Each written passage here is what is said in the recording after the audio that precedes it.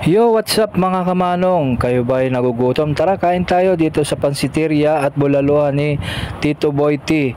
Dito lang yan mga kamanong, along Appleville. Paglabas nyo lang ng Appleville, diretsuhin nyo lang pababa. Bago bumaba, makikita nyo na siya dito sa may gilid lang bago mag-GNT sa may tulay.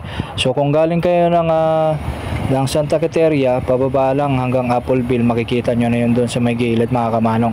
So pag galing naman kayo ng Valenzuela, hanggang dulo makikita nyo GNT, nasa gilid lang po siya, left side siya mga kamanong. So yun nga pala yung mga in order namin, tsaka ito po yung mga price list ng order niya. May 80, may 100 mga kamanong, at may 130 mga kamanong. Super special na yung 130 mga kamanong, marami na. So ayan, ulitin ko po, pag galing kayo Santa Quiteria, babain nyo lang pa Appleville hanggang bago dumating dito sa tulay ng GNT mga kamanong.